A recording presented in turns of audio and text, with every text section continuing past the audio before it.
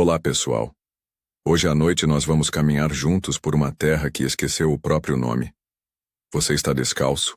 A areia do deserto é fria como ferro velho, e cada passo afunda um pouco mais sua esperança de voltar. O céu, esse mesmo, céu que uma vez viu a criação, agora está calado. Nenhuma estrela, nenhuma brisa. Só o som dos seus próprios passos, secos, arrastados, e a sensação incômoda de que alguém, ou alguma coisa, está seguindo logo atrás. Antes de se entregar ao sono, se este vídeo tocou algo dentro de você, deixe seu apoio com um like. E se quiser continuar caminhando entre histórias e mistérios, inscreva-se no canal. Só se fizer sentido para você. E me conta nos comentários de onde você está ouvindo isso agora. E que horas são aí? Agora, apague as luzes do mundo lá fora. Deixe que o silêncio e o crepitar da lareira façam morada. Respire fundo. E permita que esta história caminhe com você pela noite. Você não lembra quando começou a andar. Só sabe que está andando há tempo demais. Seu pé sangra, seu joelho treme. E mesmo assim você não para. Porque parar seria lembrar. E Lembrar. Bem, lembrar dói. A areia está cheia de cicatrizes, como se a própria terra tivesse sido chicoteada por eras de desespero. Por vezes, o vento levanta pequenos redemoinhos e sussurra nomes que você preferia esquecer. Um deles é o seu. O outro você não ousa pronunciar. Caim. É o nome que queima cada vez que o vento o traz. O nome que não é mais apenas um som, é uma sentença. Você tenta não pensar, mas a mente é cruel. Ela não te deixa esquecer do sangue que escorreu entre os dedos. Não te deixa apagar o som do grito abafado, nem o olhar de alguém que nunca quis lutar. Você era o primeiro, o escolhido, forte, indomável, até ele surgir. E com um beijo, ele destruiu tudo. Não com ódio, mas com uma calma irritante. O tipo de calma que só quem sabe que é amado consegue ter. E você? Você era só o filho do suor e da terra. Enquanto ele era o preferido. A história que muitos conhecem termina rápido demais. Um campo, uma discussão, uma pedra, um corpo. Mas e depois? Historiadores ainda discutem se a marca de Caim era visível como uma cicatriz ou invisível como a culpa. Mas não importa, você a sente. Como uma tatuagem queimando sob a pele toda vez que alguém olha demais, ou de menos. Você tropeça. O pé afunda em algo macio. Puxando, você vê ossos. Muitos, pequenos, grandes. Humanos, talvez. Ou não. A arqueologia moderna ainda não sabe se essas áreas eram rotas de passagem ou cemitérios naturais. Mas você não precisa de escavações para entender. Você está andando sobre um campo de tumbas, antigas, esquecidas, e cada uma delas parece pulsar, como se estivessem respirando. Um deles, um túmulo raso coberto por pedras gastas, tem um símbolo entalhado, um símbolo que você já viu, uma vez, no altar do sacrifício. O que Abel usou, aquele que foi aceito. Você desvia o olhar. A noite parece querer engolir você inteiro. O céu não muda. Nenhuma estrela. Nenhuma lua. Apenas o peso do nada. E no nada, você escuta. Primeiro, os próprios passos. Depois, um segundo som. Mais leve. Como se algo caminhasse atrás, sem tocar o chão. Ou pior, dentro da sua cabeça. Você ri. Porque o que mais pode fazer? O som ecoa, raso, irônico. E logo se desfaz no vento. O mesmo vento que, diz a tradição hebraica antiga, seria a própria respiração de Deus soprando sobre a terra. Mas neste deserto, até Deus parece ter prendido a respiração. Você segue, porque não há volta. Porque ninguém aceita o homem que matou a promessa. Nem mesmo você. Curiosamente, a região onde você pisa se parece muito com os planaltos sírios. A arqueologia aponta que esses terrenos foram berço de diversas migrações humanas após eventos catastróficos, fome, exílios ou marcas divinas. A terra aqui fede a saudade, não a sua, mas de algo que já esteve vivo. Uma árvore, talvez. Ou um amor. Você passa por uma pedra maior. Nela, marcas de unhas. Se foram humanas ou de outro tempo, ninguém sabe. Mas a pedra treme um pouco quando você encosta nela, e de repente você sente um cheiro doce, quente, como o da oferta que subiu em fumaça, não a sua. A outra, Abel. Você fecha os olhos, e o som retorna. A voz do seu irmão, ou o que restou dela, sussurrando em cada dobra do seu nome. Você pensa em correr, mas onde o deserto é grande e o mundo é pequeno demais para um homem com seu passado. Você apenas caminha, e atrás, lá atrás, o segundo passo continua. Você tenta ignorar o som, mas ele insiste. Às vezes se aproxima como se quisesse roçar sua nuca. Outras, se afasta, como um segredo que prefere ser esquecido. Mas nunca desaparece. E não é só isso. Há um peso na noite. Como se o próprio escuro estivesse te avaliando. Não julgando, isso seria fácil. Ele apenas observa. Você percebe que o silêncio não é vazio. É cheio. Cheio de pequenas presenças, como olhos fechados que ainda veem, como bocas costuradas que ainda sussurram. O silêncio tem dentes, e eles rangem ao seu redor. As histórias antigas, as que nem mesmo foram escritas, só murmuradas ao pé do ouvido nas primeiras tendas da humanidade, falam de noites assim. Noites onde o tempo se dobra, onde homens deixam de ser homens e viram parte da própria poeira. O que você sente agora é isso. O tempo escorregando. A areia vibrando em uma frequência que não se ouve, só se sente nos ossos. Você já passou por vales secos e rios mortos, mas nunca por um lugar que parecesse tão intencional. Esse deserto, essa noite, esses sons, todos parecem saber quem você é. Você tenta cantar. Não uma canção alegre, claro, só um som qualquer. Algo para provar que você ainda existe. Mas a sua voz sai trêmula, fraca, como se não estivesse acostumada com sua própria liberdade. Faz tempo que ninguém te ouve. Faz tempo que você não ouve você. Isso tudo é coisa da sua cabeça. A frase se repete, mas não é você quem pensa. Vem de fora. Ou de dentro de algo que está fora. Você para. Sente o chão com os dedos. Está mais frio do que antes. A terra parece retraída, como pele depois de uma queimadura. Há algo enterrado aqui. Algo que não quer ser lembrado. Você continua. Porque parar agora seria aceitar que não está só, e de repente, o som para.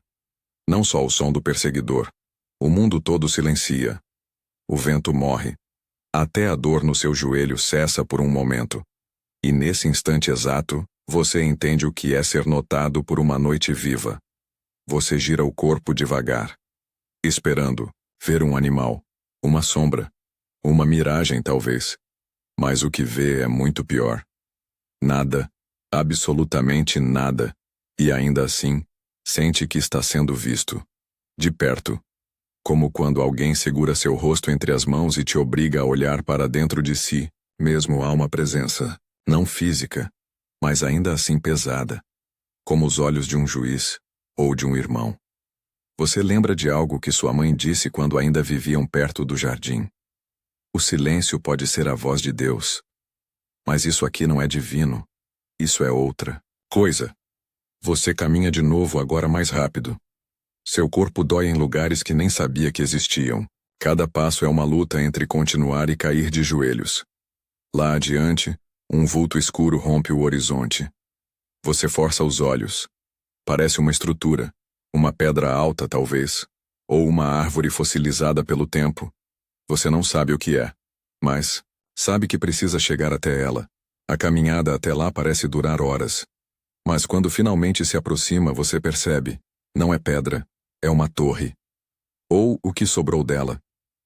As paredes estão ruídas, mas há marcas entalhadas, não em hebraico nem em sumério, São símbolos que ainda desafiam os arqueólogos modernos. Alguns dizem que pertencem à linguagem dos anteriores, seres que caminharam na Terra antes do tempo ser contado. Você toca os símbolos e eles vibram, não de um jeito físico, mas emocional. Cada um parece despertar um pensamento, uma memória. Um deles mostra o rosto da sua mãe. O outro, a primeira fruta que você roubou. O terceiro, Abel. Você recua, mas tarde demais. O chão ao redor da torre parece pulsar, como se o deserto estivesse respirando, inalando medo, exalando confissão. Você sussurra algo sem querer. Ele me perdoaria? E o silêncio responde. Não com palavras, mas com uma ausência profunda. Como uma criança que vira o rosto para não ver o castigo. Historiadores ainda discutem se essa região foi de fato habitada por descendentes de Caim ou por tribos exiladas por outros motivos. Mas o que ninguém nega é que essas terras nunca foram acolhedoras. Muitos que tentaram morar aqui desapareceram. E os que voltaram não falavam. Você se senta por um momento, não por descanso, mas porque o peso da existência te empurrou até o chão. E nesse silêncio, você escuta um som. Fraco, ritmado, como um tambor batendo à distância, ou um coração. Você fecha os olhos, esperando que o som pare, mas ele cresce. E aí você entende. Não é fora, é seu. Seu coração bate alto, alto demais, como se quisesse te lembrar que você ainda é carne, ainda é vivo, ainda pode sofrer, e por algum motivo estranho, isso traz um consolo, pelo menos por agora. Você se levanta devagar como se tivesse acabado de sair de um naufrágio. O coração ainda martela, mas há uma nova qualidade nele agora. Não é mais só medo, é algo mais denso. Como se, em meio ao desespero, nascesse uma pequena vontade de continuar.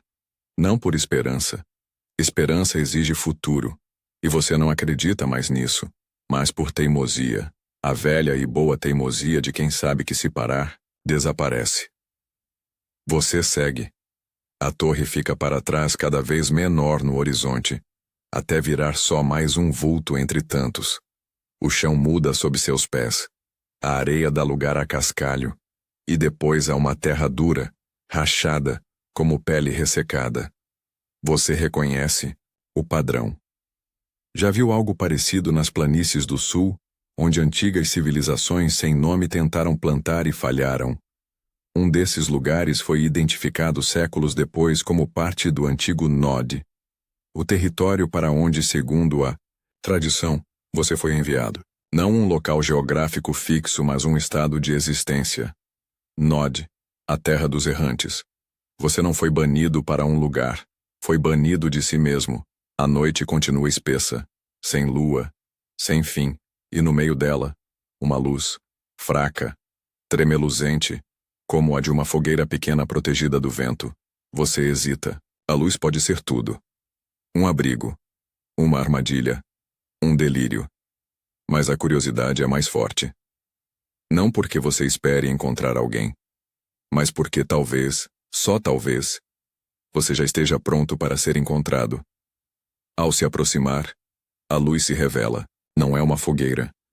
É uma lamparina antiga pendurada num gancho enferrujado cravado numa árvore solitária. Uma árvore que não devia estar ali. Suas folhas estão secas, mas ainda assim se mantêm presas, como se recusassem a cair, mesmo depois da morte. Você se lembra de outra árvore, do jardim, aquela que ninguém podia tocar, aquela que os expulsou, mesmo sem se mover. Você olha em volta. Não há ninguém, mas há marcas, pegadas, pequenas, um adulto, talvez dois, uma criança. As marcas circundam a árvore e desaparecem num rastro de passos desordenados. Você segue. Claro que segue, porque já não é mais você quem escolhe os caminhos. Mais à frente, há uma construção rudimentar. 3 muros de pedra, um teto, improvisado. Dentro, uma cama feita de folhas e palha. Um recipiente com água. Um prato com tâmaras. Você hesita. Tudo ali parece recente. Mas não há sinal de vida. Nem som, nem cheiro. A exceção é uma figura sentada no canto. Um homem, ou algo que já foi um. Você se aproxima devagar. Ele não reage. Sua pele é cinza, como se feita de pedra. Seus olhos estão abertos, mas secos, como se olhassem eternamente algo que você ainda não é capaz de ver. E então você percebe. Ele se parece com você. Muito, demais. O homem morto, se é que está morto, veste trapos semelhantes aos seus. Tem uma marca no braço, um símbolo, que você conhece. Porque você carrega o mesmo.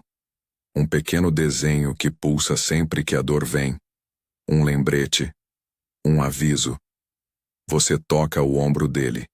E nesse instante, uma brisa entra pela abertura da cabana. Uma brisa quente com cheiro de poeira antiga e algo familiar. Tâmaras. Fumaça. E ferro. O cheiro do sacrifício. Você fecha os olhos. Lá está de novo. A lembrança que você enterrou 1000 vezes. O campo. O altar. O olhar de Abel. Não de medo, mas de decepção. Ele não lutou. Ele não gritou. Ele apenas caiu. Como se já soubesse que cairia. Historiadores ainda discutem se o relato de Gênesis é literal ou simbólico. Alguns veem Caim como arquétipo, não como indivíduo. Mas você sabe. Porque você esteve lá. Você segurou a pedra. Você escolheu. A brisa para. O homem petrificado parece sorrir, sutilmente. E você se pergunta: quantas versões de você já passaram por esse caminho? Quantos filhos de filhos carregaram o mesmo fardo? E quantos deles também encontraram essa cabana? Você procura algo, qualquer coisa, um bilhete, um objeto. Mas tudo que encontra é uma inscrição entalhada na parede de pedra. Se você chegou até aqui, não está mais sozinho. Você sorri. Um riso triste, quebrado. Porque estar sozinho sempre foi menos assustador do que a ideia de não ser único. Você decide ficar ali por um tempo, apenas respirar, sentir a madeira sob as costas, fechar os olhos sem medo de sonhar. Mas o descanso não vem. Você escuta novamente, não passos, não sussurros, mas um choro. Baixo, cortado. Como se alguém chorasse para dentro, tentando não atrapalhar a noite. Você se levanta, porque se tem algo pior do que o deserto, é um choro no deserto. Você deixa a cabana sem olhar para trás. O homem petrificado, ou o reflexo futuro que ele representa, continua lá, eternamente imóvel, como um espelho partido que se recusa a mentir. O choro ainda ecoa. E agora você tem certeza. É uma criança. Você avança, os passos leves na terra áspera como se o chão também estivesse ouvindo. A noite parece mais densa agora, como se o próprio escuro quisesse proteger o som, escondê-lo de você. Mas você o ouve. Porque você conhece esse som. É o mesmo som que você tentou enterrar no campo onde Abel caiu. A mesma vibração frágil, que um dia você confundiu com fraqueza, e que agora sabe ser outra coisa. Um pedido, um apelo. Você se aproxima de uma pequena elevação rochosa. Por trás dela, o som aumenta. Você segura a respiração. E então vê. Um menino pequeno, magro. Olhos grandes como luas cheias. Ele está encolhido contra uma pedra, abraçando os próprios joelhos, chorando como se fosse proibido fazer isso em voz alta. Você não reconhece o rosto, mas reconhece o sentimento. Você se aproxima devagar. Ele te vê. Não foge. Também não se assusta, apenas observa.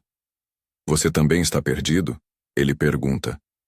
A pergunta te paralisa. Você poderia dizer não. Poderia dizer que está só de passagem. Mas a verdade é outra. Você se senta ao lado dele, sem tocar, só presença, só silêncio. Ele continua. Meu pai me mandou esperar. Disse que ia voltar logo. Mas já faz muito tempo. Você engole em seco. Quantas vezes prometeram voltar para você? Quantas vezes você esperou, sentado, abraçado nos próprios joelhos, tentando parecer menor que o mundo? Você olha ao redor. Nada indica que haja alguém por perto. Nenhuma pegada, nenhuma trilha. Só o menino. E você, e uma dúvida crescente. Você pergunta: qual é o nome do seu pai? Ele olha para você, com um brilho nos olhos que não combina com a secura da noite. Ele se chamava Abel. Seu corpo congela. Claro que não pode ser. É impossível. Biologicamente, historicamente, teologicamente, impossível. E mesmo assim, o nome ecoa dentro de você como uma flecha silenciosa. Historiadores ainda discutem se o nome Abel era mesmo um nome próprio ou um título, significando transitoriedade ou suspiro. Mas agora ele é um rosto, um eco, um menino diante de você. Você tenta raciocinar. Isso pode ser um truque da mente, um símbolo do seu trauma, um delírio causado pela fome, pelo medo, pela eternidade dessa noite. Mas o menino é real. Você vê a sujeira sob suas unhas, o modo como ele tenta disfarçar o choro com uma tosse. A humanidade dele é palpável. Você pergunta o que ele está fazendo ali sozinho, esperando o dia voltar. E você, sem querer, pergunta: ele volta? O menino não responde. Só encosta a cabeça nos joelhos e balança devagar. Você sente algo se partir por dentro. Não é dor. É mais profundo. Como se uma engrenagem tivesse quebrado e deixado um espaço vazio no lugar. Um espaço onde antes havia certeza. Você decide ficar com o menino, pelo menos até o sol nascer. Claro que você sabe que o sol não vai nascer tão cedo, mas fingir que ele vai já é um alívio. Você monta uma pequena fogueira com galhos secos. O fogo crepita abaixo como se não quisesse chamar atenção. O menino se aproxima, devagar, sentando do outro lado. Vocês dividem o calor.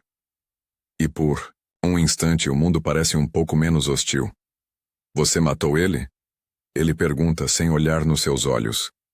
Você engasga. Não esperava isso, mas não mente. Sim.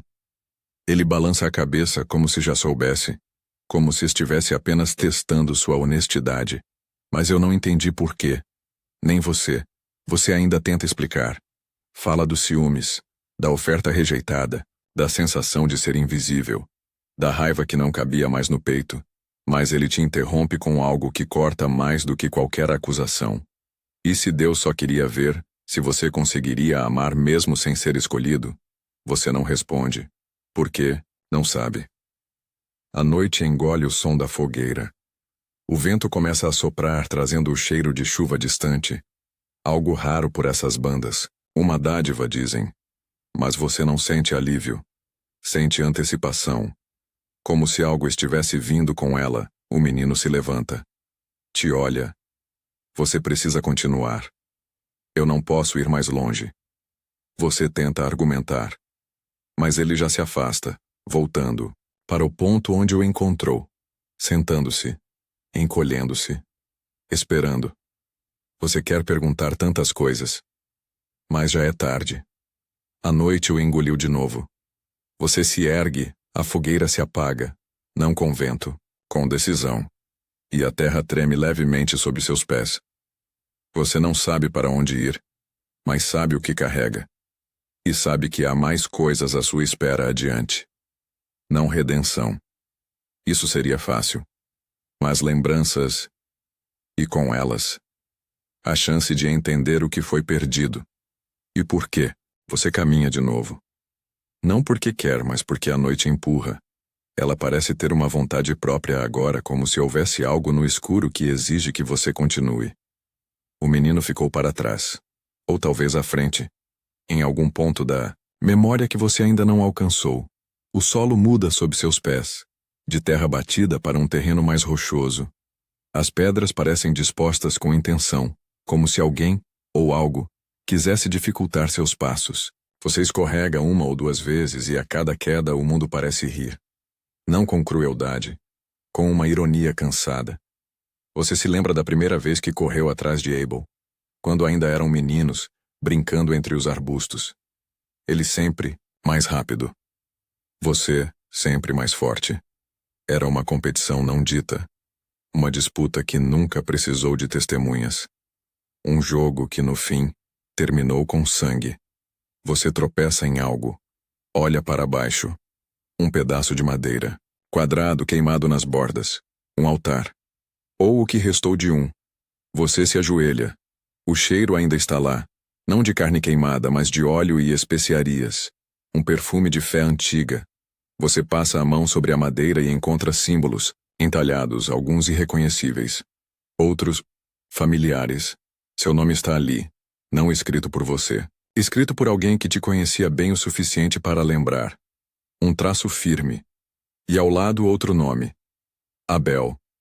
Você percebe o que está olhando. Não é só um altar, é o altar. Aquele, o que não fumegou. Você se levanta com um nó na garganta. Aquela velha ferida se abre de novo. A recusa divina. O olhar que não se voltou para você. A sensação de ser invisível até mesmo para quem tudo vê. Você não fala, mas o céu escuta. Historiadores ainda discutem se a recusa da oferta de Caim foi realmente por causa do conteúdo, os frutos da terra, ou se era o coração por trás do gesto. Mas para você, ali, com os olhos fixos nas cinzas frias do altar esquecido, parece ter sido pessoal. Um trovão ruge ao longe. A tempestade se aproxima, mas não traz pressa. Ela vem como tudo que dói. Lentamente. Você se abriga numa fenda entre rochas. Um pequeno vão, seco o suficiente para descansar. Ali, as paredes são esculpidas pelo tempo, como rugas numa pele antiga. Você passa a mão e sente marcas, cicatrizes, ranhuras deixadas por outros que talvez também se esconderam ali, ou que tentaram escapar de algo pior. Dentro da escuridão, você nota algo estranho, um feixe de luz, vindo de um ponto que não deveria existir. Uma fenda menor, ainda mais profunda. A curiosidade é maior que o medo. Você se arrasta e encontra uma caverna, pequena, mas viva. As paredes brilham com uma umidade prateada. No fundo, uma pedra. Simples, lisa. E em cima dela, algo que brilha, uma adaga, antiga, curva, de bronze polido, com inscrições quase apagadas pelo tempo.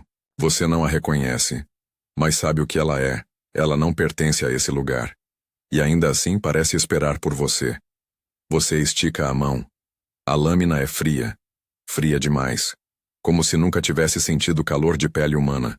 Mas no segundo em que seus dedos a envolvem, uma imagem explode em sua mente. Uma memória. Você e Abel muito antes da tragédia. Sentados sob uma árvore. Ele está te ensinando a trançar fibras de palmeira para fazer cordas. Seu riso é claro. Você sorri. Você sorri. É uma memória que você não lembrava ter. E então a imagem muda. O campo, o sangue, a sua mão. E algo que você não percebeu na hora. Ele não tentou fugir. Ele não se defendeu. Ele só te olhou e sussurrou algo. Você não lembra o que foi. Mas agora, com a adaga na mão, parece que está prestes a ouvir. A lâmina treme, não por mágica. Por verdade. Você solta. Ela cai no chão com um som seco. E ecoa. Um som metálico que não deveria ecoar numa caverna tão pequena. Mas ecoa. Você se vira para sair. A caverna já não parece tão acolhedora. O vento lá fora chama por você. Não é um chamado gentil, é uma exigência. A noite quer que você continue. Antes de sair, você olha para trás. A adaga ainda brilha. Menos agora. Como se soubesse que foi vista. Como se tivesse cumprido sua função. Lá fora, a chuva começa. Gotas grandes, pesadas, que não pedem permissão. Você se deixa molhar. E por um instante, você não sente peso. Nem culpa. Nem medo. Só presença. Como se estivesse pela primeira vez no lugar certo. Mesmo que não saiba onde é. Mesmo que esse lugar seja apenas A estrada entre quem você foi e quem precisa descobrir se ainda pode ser. A chuva se transforma em tambor, não de guerra nem de celebração. É um tambor de luto marcado pelas gotas que batem nas pedras ao seu redor com uma cadência tão hipnótica que por um momento você esquece que está andando. Seus pés se movem sozinhos. Seus olhos fixam o horizonte, mesmo que ele seja apenas uma sombra atrás da névoa. Você se lembra de algo que seu pai dizia: a terra fala com quem sabe ouvir. Naquela época você achava que era só uma daquelas frases de velho. Agora parece que a terra grita. E você finalmente aprendeu a escutar.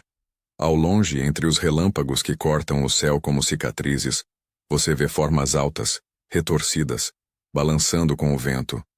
Árvores. Um bosque que não devia estar ali. Árvores secas, nuas, com galhos como braços de mendigos implorando por alguma luz. Você entra. O cheiro de madeira molhada e folhas podres é tão forte que quase parece um gosto. Seus passos fazem barulho, mas os galhos fazem mais. Eles rangem, arranham, sussurram entre si. Um deles se quebra ao seu lado. Você não vira o rosto. Você sabe o que esse lugar é. Não pelas folhas nem pelas árvores, mas pela ausência de som além do necessário. É o lugar onde seu irmão foi enterrado. Não o corpo, a memória. Historiadores ainda discutem se Caim realmente foi exilado para a terra de Nod, cujo nome em hebraico significa errante. Mas Nod talvez nunca tenha sido um lugar. Talvez tenha sido o peso que ele passou a carregar. E esse bosque parece o coração dessa terra. Você se ajoelha junto a uma árvore que parece mais velha que a criação. O tronco é tão largo que 2 homens não dariam conta de abraçá-lo. E nele, entalhado com mãos desesperadas, está seu nome de novo. Mas dessa vez, ao contrário. Invertido. Como num espelho. Você passa a mão sobre as letras tentando entender, mas não há lógica, só pressentimento. Como se algo, ou alguém, quisesse que você visse a si mesmo de cabeça para baixo. Como se a árvore estivesse dizendo: foi aqui que você se perdeu. Agora ache-se. Você se senta à sua sombra, se é que árvores mortas ainda fazem sombra, e permite que a chuva lave seu rosto. Não como um batismo, mas como um lembrete. Você ainda está aqui, mesmo que não saiba por quê. O tempo parece parar. Você começa a ouvir vozes, não externas, internas, fragmentos de frases. Algumas ditas por sua mãe, outras por aquele que só falava com você através de brisas e trovões. Uma voz, porém, é clara. Por que estás irado, Caim? Você lembra. Você respondeu com silêncio. E então veio o convite. Se procederes bem, não serás aceito? E a advertência. O pecado jaz à porta. E sobre ti será o seu desejo. Mas cumpre a ti dominá-lo. Você não dominou. Mas e se tivesse? Você encosta a cabeça no tronco. É áspero. Quase cruel. Como se a árvore quisesse te lembrar da casca grossa que você construiu com o tempo. Não por escolha, mas por sobrevivência. Você pega uma folha, caída.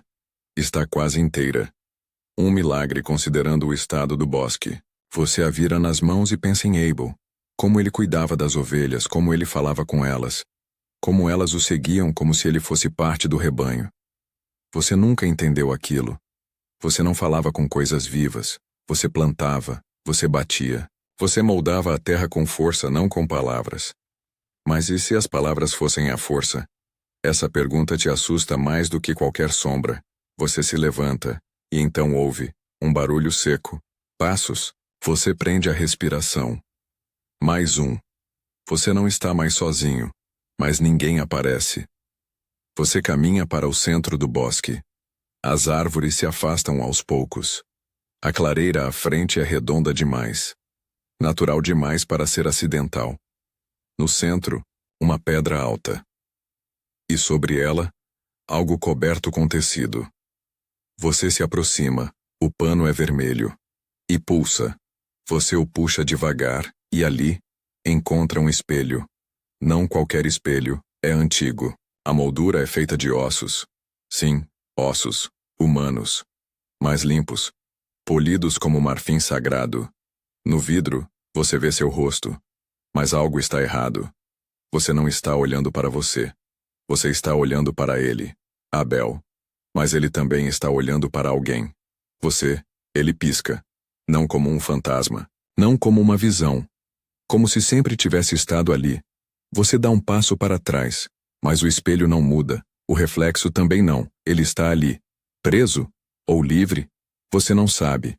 Mas antes que possa pensar, o espelho escurece. E você vê outra coisa. Um futuro. Você, sozinho. Velho. Sentado à beira de um rio seco, esperando algo que nunca virá. Você fecha os olhos, e quando os abre, o espelho está vazio. O pano está de volta sobre ele, como se nada tivesse acontecido.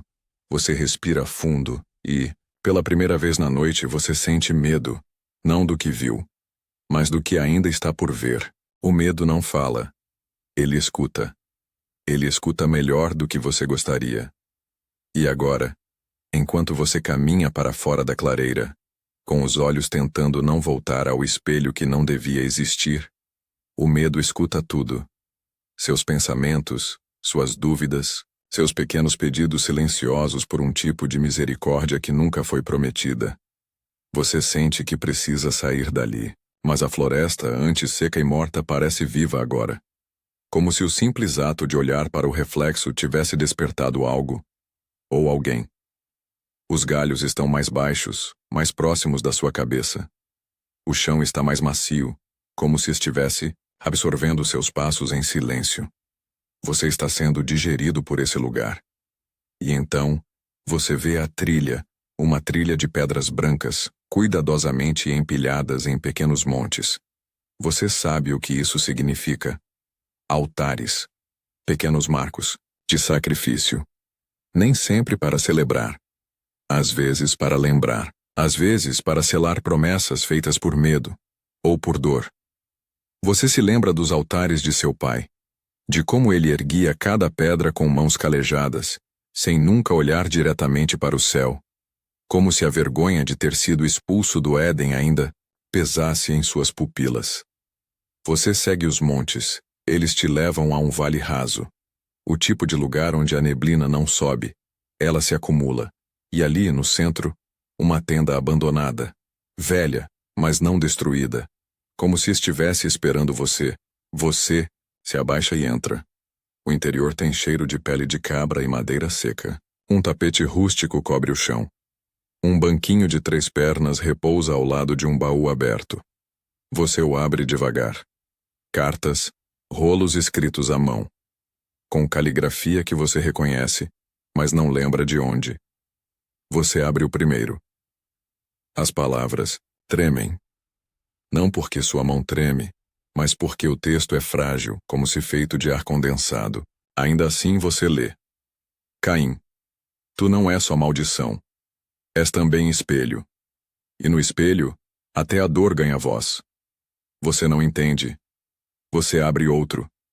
Nele, um desenho. Um círculo, com 3 figuras dentro.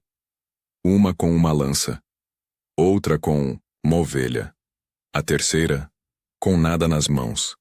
Apenas uma sombra. Você. Por que alguém desenharia isso? Quem guardaria isso numa tenda vazia no meio do nada? Você olha ao redor e vê. Na lona da parede da tenda, marcas riscadas com carvão. Datas, momentos, palavras, algumas riscadas com raiva, outras escritas com calma quase profética. Ele vai voltar. Ele não lembra. Se lembrar, não será mais ele. Você recua. Tropica no banco. Cai sentado. O que é isso? Um culto? Uma armadilha? Um diário de alguém tão quebrado quanto você. Você está prestes a sair quando uma luz acende. Não uma tocha. Não uma lanterna. Mas uma lâmpada. Sim. Uma lâmpada. Você pisca várias vezes. Está preso num sonho, em uma ilusão. A lâmpada balança suavemente no teto da tenda, presa por um fio que parece tão moderno que dói nos olhos. Ela não devia estar ali. E então você entende. Essa não é só uma floresta. Não é só um bosque. É um ponto de colisão entre tempos. Passado, presente e possibilidades se entrelaçam aqui. E agora você é o ponto de tensão entre eles. Você sai da tenda com o coração disparado. A trilha de pedras desapareceu, mas à sua frente uma estrada de terra úmida te chama, literalmente. Como se cada passo fosse uma resposta a uma pergunta que você ainda não sabe fazer. Você caminha, ao longe uma construção velha, de pedra, com uma torre quebrada que aponta para o céu como um dedo torto acusando os deuses. Você conhece aquele lugar? Não deveria, mas conhece. É a primeira cidade, aquela que dizem que você construiu depois do exílio. A cidade de Enoque, em homenagem ao seu filho. Ou como alguns estudiosos ousam propor uma metáfora. Historiadores ainda discutem se a cidade de Enoque foi real ou simbólica. Um símbolo de tentativa humana de controlar o caos por meio da arquitetura, da linguagem, da permanência. Mas ali está ela. Ruínas, sim, mas com forma, com alma. Você atravessa os arcos quebrados, passa por ruas cobertas de musgo e encontra inscrições nas pedras. Nomes, frases curtas. Nem todo errante está perdido. Deus me viu aqui. Caim perdoado? Você para nessa última. Quem escreveria isso? Você? Alguém depois de você? E o que isso significa? Você não tem respostas. Mas tem uma sensação, quente, incômoda, de que a cidade, mesmo desfeita, ainda guarda segredos seus. Como uma ex que nunca apagou suas fotos, e então em uma esquina você encontra uma figura. Sentada. Encapuzada. Sem rosto visível. Você não pergunta nada. Ela também não, ela só aponta para uma rua estreita. Você entende, sem palavras, e segue. A rua estreita se estreita ainda mais. Parece impossível, mas cada passo seu encolhe o espaço ao redor. As paredes das construções desabadas se curvam como costelas antigas. Uma alçada de pedra testemunha de algo que não devia ter existido, ou não assim. Você sente o cheiro de ferro molhado, de folhas encharcadas por memórias que não são suas. Os passos ecoam entre os escombros com um som pesado, como se cada pegada chamasse alguém, ou algo. E você começa a se perguntar se há mesmo saída disso tudo. A rua termina abruptamente em um arco desmoronado, que abre para uma espécie de anfiteatro circular, entalhado direto na rocha. Bancos em semicírculo, degraus cobertos de musgo, e no centro, um altar de pedra. Você reconhece esse padrão. É cananeu. Curioso, porque os cananeus nem tinham surgido ainda nos tempos de Caim, pelo menos não como entendemos hoje. Mas o símbolo entalhado na pedra é inconfundível. El, o Deus supremo do panteão cananeu. Isso aqui é anacrônico, ou seja, impossível. E no entanto existe. Você se aproxima do altar e percebe marcas de garras, não de animal, de alguém tentando se segurar ali. Como se o altar estivesse puxando para baixo, como se fosse um poço, que se disfarça de mesa. Você ouve vozes, mas não de fora, de dentro do altar. Não são palavras articuladas, são mais como intenções ressoando direto no seu peito. Uma lembrança diluída de algo que você nunca viveu. Emoções emprestadas. Medo de uma criança. Arrependimento de um velho. A dor de uma mãe. E a raiva de um irmão. Você toca o altar. Vê não com os olhos, com o que sobrou da sua alma Abel. Deitado. A boca entreaberta. Os olhos sem brilho. O sangue absorvido pela terra, ou talvez rejeitado por ela. Você não o vê como um corpo. Você o vê como ideia, como símbolo, como culpa cravada em pedra. E então, algo muda. Uma sombra passa por trás de você, rápida demais para ser humana. O frio sobe pelas suas pernas como uma maré de gelo antigo. Você se vira, mas não há ninguém. Só o som. Um estalo. Como madeira quebrando. Você lembra daquele som. Foi assim que começou o fim. A vara que você usou no campo. Não foi uma espada. Não foi um machado. Foi um galho. Seco. Simples. Imortal. A ironia te arranha por dentro. O primeiro assassinato da humanidade não foi cometido com arma forjada, mas com o que a própria natureza ofereceu de mais banal. Historiadores discutem até, hoje, porque Deus rejeitou a sua oferta e aceitou a de Abel. Alguns dizem que foi pela qualidade do sacrifício, outros pela intenção. Mas há quem defenda, em escritos escondidos e ignorados, que Deus queria apenas provocar a queda. Que sem um Caim não haveria história. Você ri. Um riso nervoso, abafado, mais um reflexo do que uma escolha. Porque tudo isso parece encenado. Como se você estivesse num teatro maldito onde cada pedra tem fala, cada sombra tem um papel.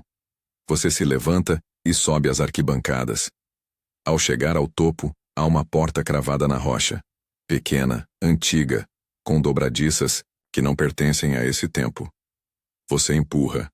Ela se abre para um túnel estreito. E você entra, é escuro. Mas não completamente. Há tochas acesas nas paredes, recentes. Alguém esteve aqui, ou está. Mas você já aceitou que isso não é apenas sobre presença física. Há ecos de você em cada centímetro desse lugar. Você caminha por minutos que parecem horas. As paredes do túnel são entalhadas com cenas. O Éden, o exílio, o campo, o crime. Você vê sua própria mão em pedra, sempre erguida, sempre prestes a bater. Você tenta não olhar, mas os olhos voltam sozinhos. E então, você chega ao fim, uma sala circular como uma cripta. No centro, uma cadeira. De costas. Alguém está sentado nela. Você congela. A figura se mexe devagar. Vira o rosto, o que deveria ser um rosto, mas é o seu. Mais velho, mais magro, mais vazio. E então ele fala. Você demorou. Você engole seco. Quem? É você? Você pergunta, mesmo sabendo a resposta. Eu sou o que você virou quando decidiu não voltar. Voltar para onde? Pro que você era antes do sangue. Você se aproxima, ele, você. Aponta para uma mesa ao lado, um livro aberto, seu nome escrito na capa, em hebraico arcaico mais reconhecível, Kim. Você toca a página, e vê palavras que nunca escreveu, mas que reconhece como suas. Eu andei por 1000 noites e cada estrela me olhou com pena.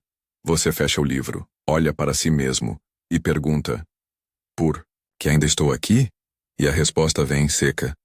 Porque o mundo não te perdoou, e você ainda não se perdoou também. Você abaixa a cabeça. Silêncio. Mas pela primeira vez, não é um silêncio pesado, é um silêncio de descanso. Como o momento exato antes de adormecer, quando a alma já não está totalmente aqui, nem totalmente lá. E então, você desperta. Não fisicamente, espiritualmente. Como se uma camada tivesse caído. Como se parte da maldição tivesse quebrado. Não porque alguém a quebrou por você, mas porque você decidiu carregar ela de outro jeito. Você sai da sala, com menos medo, e mais perguntas boas. As que te fazem seguir. Você continua andando, mas algo em você mudou. Não é que o medo tenha desaparecido. Ele ainda anda ao seu lado como uma sombra fiel. Mas agora, há algo diferente em seus passos. Mais firmeza. Como se, de alguma forma, encarar a si, mesmo naquele espelho distorcido de pedra, tivesse quebrado um feitiço silencioso. O túnel por onde você caminha se alarga. As paredes de pedra bruta se tornam lisas, quase polidas, e há inscrições agora. Uma mistura de proto-hebraico, sumério, e símbolos que nem mesmo os estudiosos modernos ousam decifrar. Alguns dizem que são restos da língua de Enoque. Outros afirmam que é apenas um delírio simbólico da mente primitiva. Mas todos concordam em uma coisa. Esses símbolos não foram feitos por mãos humanas comuns. Você lê um trecho gravado em vermelho escuro, ou talvez seja apenas ferrugem antiga. O peso do primeiro sangue nunca seca. Ele goteja dentro. Goteja dentro. Você sente um arrepio percorrer sua espinha. Como se por um instante as paredes tivessem falado diretamente dentro da sua cabeça. Você não tem certeza se ouviu ou apenas pensou. Mas o caminho continua. Você também. Logo, o túnel termina em uma abertura para o que parece ser um jardim subterrâneo. Sim, um jardim. Árvores secas, ciprestes retorcidos, raízes expostas, tudo coberto por uma névoa branca que dança preguiçosa sobre o chão. Você dá o primeiro passo no jardim e percebe. As árvores estão dispostas em círculo. No centro, um lago. Pequeno, parado, escuro demais para refletir qualquer coisa. Você se aproxima e vê, não sua imagem, mas uma lembrança. Você, criança, correndo com Abel, rindo, empurrando-se no campo como irmãos fazem, e então a imagem muda, a mesma cena, mas em silêncio. Abel já não ri. Você não corre, apenas observa o chão, e a sombra da culpa já está ali, crescendo. Você se afasta do lago como se tivesse tocado fogo, mas ele continua ali, imperturbável. Um espelho que só mostra o que dói. Você se senta no chão, encosta em uma árvore que geme baixinho, como se ainda lembrasse da ventania de milênios atrás. É aí que você escuta um som fraco, como sinos, não metálicos, mas como vidro tilintando ao longe. Você segue o som. Ele te leva até uma clareira dentro do próprio jardim. E lá, há algo que não devia estar ali. Um berço, de madeira rústica, com inscrições entalhadas. O mesmo padrão que você viu no altar. O símbolo de El mais uma vez. Você olha para dentro. Está vazio. Mas a madeira está quente, como se alguém tivesse acabado de deixá-lo. Você toca o fundo do berço e ouve um choro. Não no ar, no peito. Um eco antigo, abafado, de um bebê que nunca nasceu. Ou que nasceu e foi esquecido. Ou sacrificado. Filhos de Caim, murmuram as folhas. Você franze o senho. Filhos, você sussurra. E então lembra da lenda que diz que Caim teve descendência, que seus filhos caminharam por terras distantes, que deles vieram os construtores, os ferreiros, os músicos. Historiadores debatem se essas menções são literais ou apenas simbólicas. Alguns acreditam que os filhos de Caim são um símbolo das civilizações que floresceram longe da presença divina. Outros defendem que eram reais, que há linhagens vivas até hoje, marcadas pelo sangue do primeiro fratricídio. Você levanta do chão com uma nova inquietação. Uma pergunta que não se cala. E se você não é o último? E se alguém em algum lugar ainda carrega a maldição ou a memória? Você caminha de volta, mas agora com um propósito que não entende completamente. Na saída do jardim há uma pedra com inscrições mais recentes, feitas por mãos humanas. A data gravada está em um formato estranho, mas você reconhece o padrão é do século XII. Alguém esteve aqui, muito depois de você, e deixou uma frase: até os amaldiçoados são procurados por Deus. Você sorri, um riso triste, mas ainda um sorriso. A escuridão do túnel não parece mais tão opressora quando você retorna a ele. E enquanto caminha, uma lembrança vem à tona. Um fato esquecido da infância, ou enterrado propositalmente. A primeira vez que você mentiu. Não, foi grande coisa. Apenas disse à sua mãe que não havia comido o figo. Mas você sabia.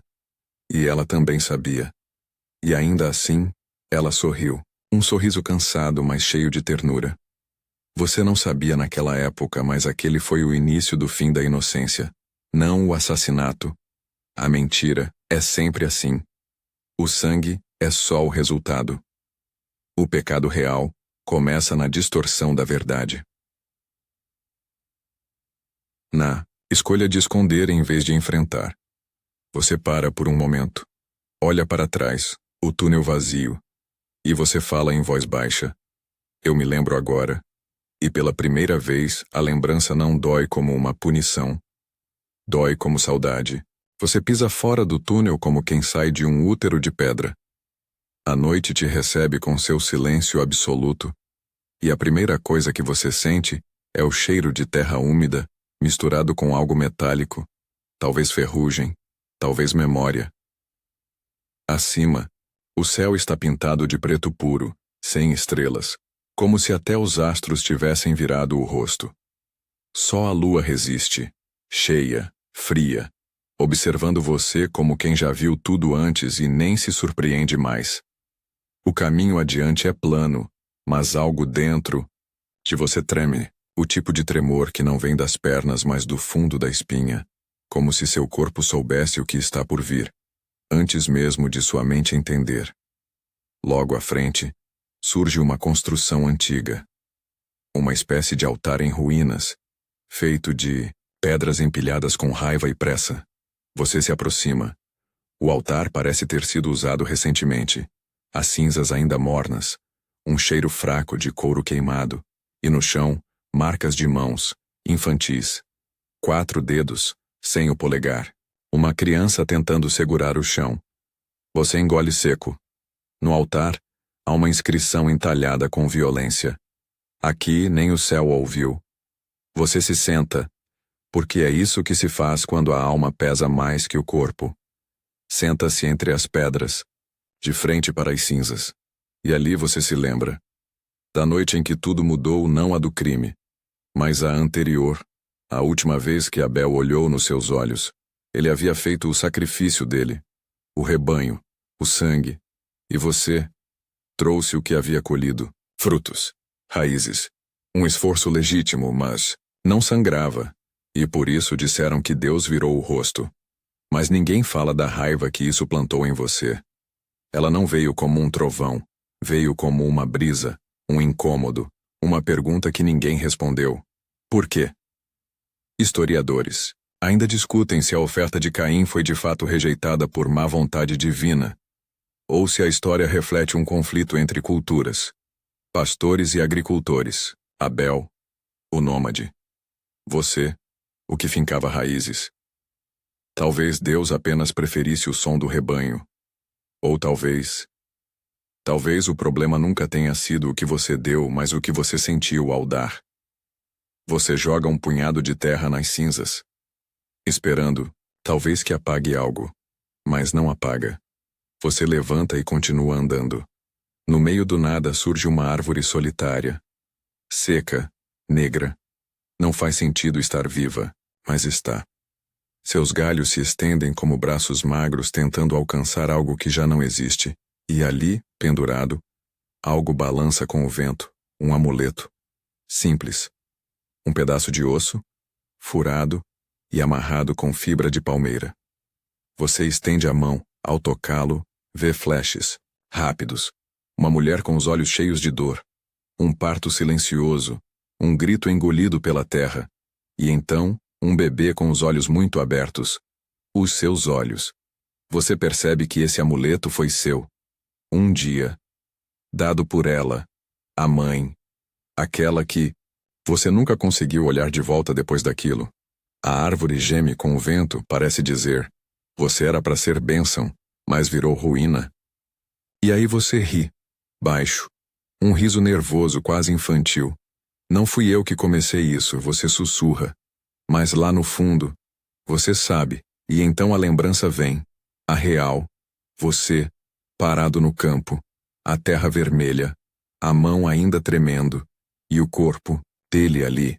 Não foi um momento de fúria. Foi escolha. Fria. Calculada. Porque você queria sentir algo, e tudo o que sentiu foi silêncio. Você se senta sob a árvore, o amuleto agora fechado na sua mão, e pensa: será que alguém mais já passou por aqui? Será que alguém tentou entender? Curiosidade estranha.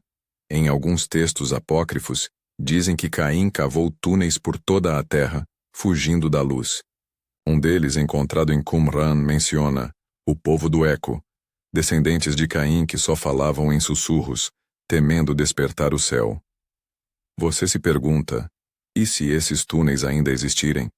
Você olha para o horizonte, escuro, desconhecido, mas de algum modo familiar, e pela primeira vez entende: talvez andar sozinho seja a única forma de encontrar algo que valha a pena, ou de se perder de vez. Você encontra a cidade por acidente, ou talvez ela encontre você. As casas brotam da escuridão como cogumelos surgindo após a chuva, baixas, encurvadas, feitas de argila rachada e madeira crua. O portão está entreaberto, pendendo de dobradiças, tortas como se até ele estivesse cansado de proteger alguma coisa. O nome está entalhado na pedra. Enoque. Você hesita antes de entrar. Seu filho escolheu este nome. Para a cidade. Para a lembrança. Para tentar plantar algo onde só havia poeira. E você nunca voltou aqui, até agora. Você cruza a entrada e o chão range sob seus passos, como se o solo reconhecesse o peso de sua presença. A cidade está viva, mas quieta. Um silêncio opressor. As casas parecem ocupadas, mas ninguém aparece. Cortinas balançam. Um tambor toca ao longe. Seco, repetido, como um coração mecânico tentando lembrar que ainda pulsa. Você passa por um grupo de pedras empilhadas. Um altar, talvez. Ou uma tumba. Há ossos pequenos entre as frestas. De aves. Talvez de algo mais. Não é raro que antigas civilizações misturassem a morte à fundação. Um sacrifício para segurar os alicerces. Ou para assustar os deuses. Você caminha por ruas estreitas. O cheiro é de fumaça velha e tempo parado.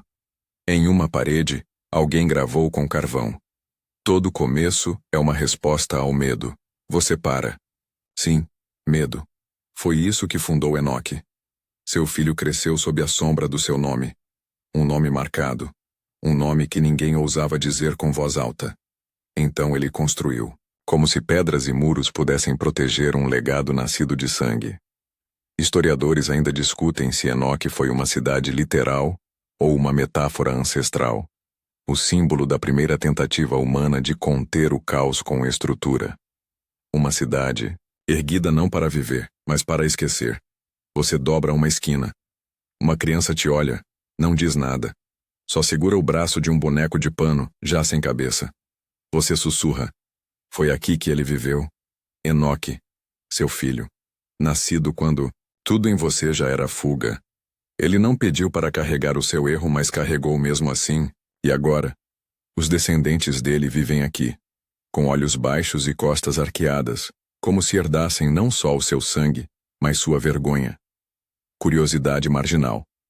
Registros de civilizações sumérias indicam que cidades antigas muitas vezes eram erigidas por líderes marcados, como se o crime inicial fosse também o motor da criação. O exílio gerando cultura, a culpa moldando arquitetura. Você passa por uma oficina. O som de martelos ecoa lá dentro. Tubal-Caim. Você se lembra? Seu descendente. Forjador de bronze. Um dos primeiros a domar o fogo. É irônico. Você fugiu da terra, mas seus filhos moldaram o metal. Criaram arte. Criaram armas. Você entra numa casa. A porta não está trancada. Lá dentro, uma tapeçaria cobre uma parede inteira. Representa um homem ajoelhado diante de um círculo de fogo. Acima olhos, muitos olhos, sem rosto, apenas observando. Você entende. Eles ainda contam sua história aqui. Não como herói, não como vilão, como aviso. Você senta em um banco de pedra e percebe algo esculpido no encosto, quase apagado pelo tempo. Ele andava com medo, mas não parava. Você fecha os olhos e, pela primeira vez em muito tempo, permite que uma memória boa venha à tona, Enoque correndo entre os campos. Você rindo, mesmo que por dentro doesse. O menino acreditava que poderia te salvar, que se ficasse bom o bastante e justo o bastante, Deus talvez mudasse de ideia. Mas você sabia que certas marcas não saem nem com o tempo, nem com o amor. Você levanta. A cidade permanece em silêncio, como se soubesse que não pode te oferecer perdão. Mas talvez um pouco de paz. No alto da colina, há uma torre. Você sobe devagar, escada por escada. No topo, o mundo se abre. Planícies, montanhas, rios. A noite engole tudo, mas a cidade ainda brilha, fraca, mas firme. Você respira fundo, e por um segundo, apenas um, Deseja poder ficar. Mas não. Você não pertence a lugar algum. E ainda assim, deixou um mundo inteiro atrás de si. O caminho some. Literalmente. Você pisa em folhas que não fazem barulho, em pedras que não refletem luz. A trilha some como se tivesse vergonha de onde leva. Mas você já sente. O altar está próximo. A clareira se revela com timidez entre galhos retorcidos. O céu aqui é mais baixo. As estrelas não ousam se aproximar. E no centro, ele, o altar. Feito de pedras ancestrais, empilhadas com uma precisão quase arrogante. Como se alguém tentasse provar que até no exílio é possível criar algo eterno. Você não toca de imediato, só observa, um entalhe mal feito à esquerda, uma rachadura profunda no topo, uma lasca arrancada do lado direito. Nada disso foi acidente. Este altar não é novo, nem sagrado, é sobrevivente. Você se aproxima, e aí sim, encosta os dedos na superfície fria. Uma imagem te atinge de forma involuntária. Um campo, um corpo, um grito sem eco. Você puxa a mão de volta. Você não veio por religião. Veio por lembrança. E o altar lembra de você. Segundo registros arqueológicos entre sumérios e acádios, altares antigos eram usados tanto para sacrifício, quanto para memória emocional. Lugares onde o povo depositava a dor na esperança de não carregá-la sozinho. Este altar talvez tenha sido erguido por seu filho, ou pelo filho dele, como um marco, como uma tentativa de eternizar um momento que nunca deveria ter existido. Você caminha ao redor. Em cada lado há inscrições, não palavras completas, mas gestos, riscados como se dedos trêmulos tivessem tentado transformar dor em linguagem. E no lado sul, uma marca, uma mão pequena impressa na pedra como um fóssil de ternura. O nome ao lado está quase apagado, mas ainda visível. Zerá. Você engole seco. Era seu neto. Um nome que só ouviu uma vez. Em um sussurro. De alguém que te evitava, mas ainda te respeitava o bastante para contar que ele havia nascido bem, forte, com olhos que lembravam os de Abel. Você não conheceu Zerá, mas agora ele está aqui, gravado, permanente. Curiosidade excêntrica.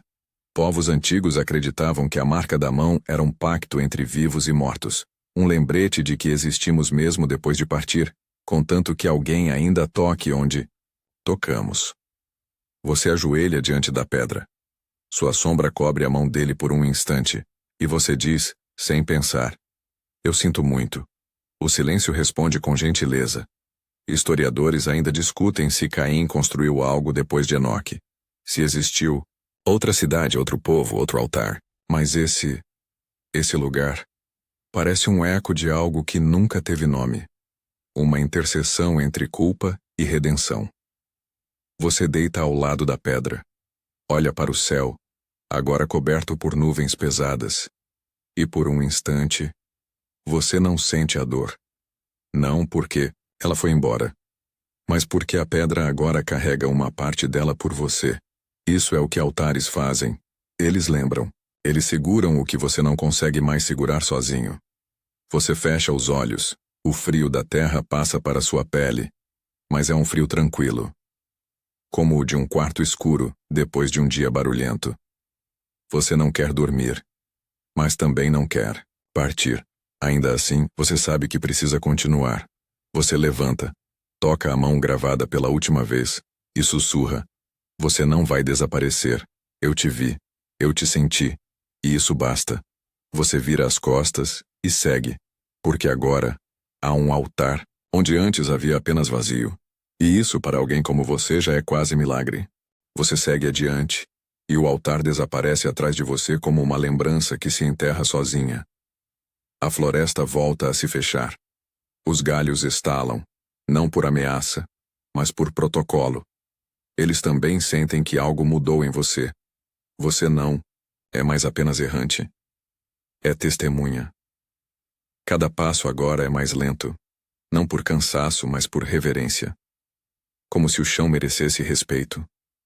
como se ele soubesse mais da sua história do que você mesmo. Há uma névoa rasteira, espessa, não assusta, mas embriaga, e em meio a ela, um som. Primeiro baixo, depois, mais claro. Água. Você se aproxima de um riacho que corta a terra como uma cicatriz líquida. Raso, mas inquieto. Ele corre como se estivesse fugindo de alguma coisa, talvez de memórias. Ou de você. Você se ajoelha na beira, lava o rosto. A água é gelada, mas limpa com ternura. Como se dissesse, você ainda está aqui, apesar de tudo. Você olha seu reflexo, ou o que restou dele. Rugas como mapas, olhos fundos como cavernas. A marca ainda está ali, tênue, mas viva. Você sorri sem alegria, só reconhecimento. E então você escuta uma voz, baixa, frágil, humana. Você vira o rosto devagar, sem pressa. Do outro lado do riacho, entre duas árvores tortas, uma figura, sentada. Um velho, muito velho. Vestes de linho cru, cabelo como fios de fumaça. Ele observa você como se já o esperasse há muito tempo. Você atravessa o riacho. A água cobre seus tornozelos. Gélida, mas passageira. Chega até ele. Não, a saudação. Só silêncio. O velho estende um pedaço de pão seco. Você aceita. Come. Não sente o gosto, mas entende o gesto. Você é o que carrega a marca. Ele diz enfim. Você apenas acena com a cabeça. Sabe o que isso significa? Você hesita. Que não posso morrer. Até que me esqueçam. Velho sorri. Não de alegria, mas de cansaço compartilhado. Não. Significa que você ainda tem o que aprender. Você abaixa a cabeça. Sobre o quê? Ele aponta para o chão. Para as raízes entrelaçadas sob seus pés. Sobre onde fincar os pés, mesmo quando o mundo não quer que você pertença. Curiosidade marginal. Em textos gnósticos banidos dos cânones tradicionais, há a ideia de que Caim jamais foi amaldiçoado, mas guardado. Separado não por punição, mas por propósito. Como um arquivo que não pode ser aberto até o momento certo. Você olha para as mãos. Sujas, rachadas, mas ainda firmes. O velho continua. Você se culpa por um sangue que já foi absorvido pela terra. Mas a terra não te odeia, Caim. Ela apenas não sabe o que fazer com você. Vocês dois riem. Devagar. Com o peso de séculos nas costas. Eu sou o último filho do último filho que ainda lembrava seu nome. Ele diz. Depois de mim, ninguém. Mas acreditou que você existiu de verdade. Você o encara. E você acreditou, ele sorri. Eu sonhei com você. Sonhei com a sua caminhada. E quando acordei, vim pra cá. E esperei. Porque se você era real, um dia passaria por aqui. Historiadores ainda discutem se alguns cultos do deserto realmente mantinham viva a lenda do errante. Um homem imortal que cruzava terras sagradas em silêncio, como um presságio de que ainda havia redenção possível, mesmo para os primeiros pecados. Você estende a mão. O velho a segura, e nesse toque, a paz. Ele fecha os olhos, respira fundo, e morre, ali mesmo, sem dor, sem luta, como se só tivesse aguardado esse momento para poder partir. Você o enterra com pedras, com cuidado, com silêncio. E antes de ir, escreve seu nome na terra ao lado. Samar. Você volta ao riacho, lava as mãos. E pela primeira vez em muito tempo, sente algo parecido com gratidão, não por ter vivido, mas por ter sido visto. O riacho ficou para trás, Samar também.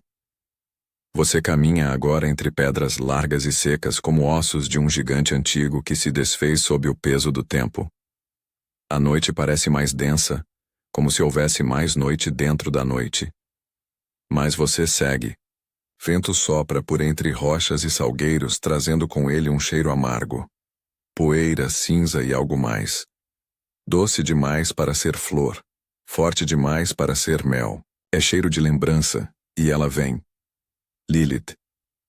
Você tentou esquecê-la, mas ela é como a marca. Não desaparece, apenas muda de forma. Você se lembra da primeira vez que viu aqueles olhos? Eram negros, mas não opacos. Refletiam. Tudo o que você escondia de si mesmo ela via. E sorria como quem descobre um segredo. E decide guardá-lo só para brincar depois. Você era o escolhido. Forte, indomável. Até ela surgir. E com um beijo, ela destruiu tudo. Curiosidade marginal. Em versões ocultas do folclore judaico, Lilith não foi apenas a primeira mulher. Ela foi o primeiro eco da liberdade, um ser que se recusava a se curvar. Por isso dizem, ela foi temida e venerada em partes iguais. Ela falava do mundo como se já tivesse vivido 1000 vidas antes da sua. E talvez tivesse mesmo. Você nunca soube. Só sentia que ela via através da sua pele. Foi ela quem te falou do lugar onde o céu tocava a terra, onde os deuses cochichavam com os mortais. E foi por ela que você chegou até aqui.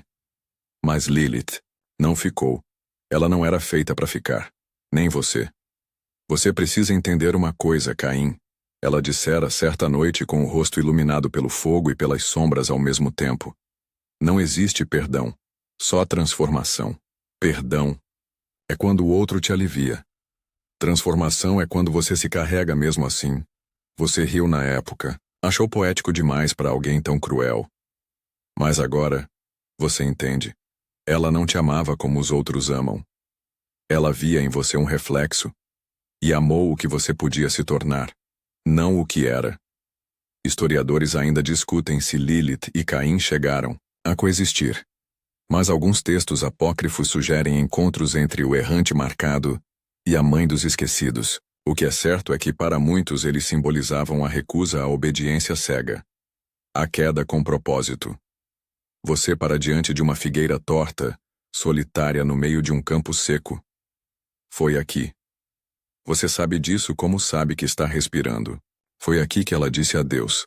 Sem drama, sem lágrima. Só um olhar longo, uma mão sobre o peito e as palavras. Você ainda vai entender. Você nunca entendeu. Até agora, a figueira está morta. Mas há folhas secas ao redor, como se a memória dela ainda soprasse entre os galhos. Você se senta ali, encostado no tronco, e fala com ela. Não alto. Não com esperança de resposta, mas com respeito. Eu me transformei, Lilith. A brisa sopra. Leve. E ainda carrego. Você fecha os olhos. No silêncio você ouve algo que não vem de fora.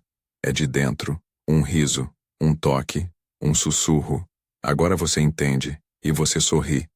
Não porque está feliz, mas porque por um momento, tudo faz sentido. Você se levanta devagar e segue. A noite ainda é longa. Mas a escuridão já não assusta tanto. Você já não procura nada. Os passos não têm urgência e o chão parece aceitar sua presença com mais gentileza. Como se finalmente a terra entendesse que você não está invadindo, só está voltando, lá, ao longe, a luz, não uma luz comum. Não dessas que ardem, mas uma cintilação discreta como se a própria noite respirasse mais leve naquele ponto. Você caminha até lá, não por curiosidade, por instinto, e encontra um círculo de pedras. 13 ao todo, simples, rústicas, alinhadas com precisão. No centro, uma fogueira apagada, mas ainda morna. Você se senta, de novo. Pela última vez, não importa. Há algo nesse lugar que lembra casa. Ou o que um dia você imaginou que casa seria. Curiosidade marginal. Círculos de pedras similares foram encontrados em regiões montanhosas do Oriente Médio. Alguns arqueólogos sugerem que esses locais eram usados para rituais de passagem. Cerimônias silenciosas onde não se falava, apenas se lembrava. Outros dizem que eram apenas mapas de estrelas caídas. Você passa a mão no chão, recolhendo pequenos grãos de areia, deixa-os escorrer entre os dedos, e percebe que, ao contrário do que pensava, não está vazio. Está cheio. de memórias, de encontros, de perdas, de caminhos que você mesmo trilhou, mesmo quando achou que estava sendo arrastado. Você fecha os olhos. O vento passa como uma carícia, suave, quase protetor. E então você escuta passos, leves, rítmicos. Você não abre os olhos. Não precisa. Uma presença se senta ao seu lado. Não fala. Não pressiona. Só existe. E nesse existir, há paz. Historiadores ainda discutem se a história de Caim foi escrita para alertar, para punir ou para consolar. Alguns dizem que ela serve para mostrar as consequências da desobediência. Outros acreditam que seja uma carta aberta para os errantes de todas as eras. Um sussurro de que ninguém se perde sozinho. Você respira fundo. Pela primeira vez em séculos, respira como quem chegou, e então, você fala: eu não pedi para ser lembrado. A voz ao seu lado responde, baixa, firme. Mas foi. Você encara a marca em seu braço. Ela ainda pulsa, mas já não parece uma prisão. Parece uma assinatura. A presença ao seu lado levanta, mas antes de partir toca seu ombro. Agora você sabe. O quê? Você pergunta sem abrir os olhos. Que não é o mundo que precisa te aceitar. É você que precisa se aceitar, como parte do mundo. Você fica ali, só. Mas não, solitário. A brisa embala seus pensamentos. O cansaço chega, e você se deita. Encostado entre pedras antigas com o céu mais limpo do que nunca, você permite, enfim, que o sono venha. E ele vem. Sem dor. Sem medo. Apenas descanso. A noite se fecha em silêncio. O vento desacelera. As árvores param de sussurrar. Até mesmo o tempo parece respeitar esse instante. O instante onde tudo pode, enfim, descansar.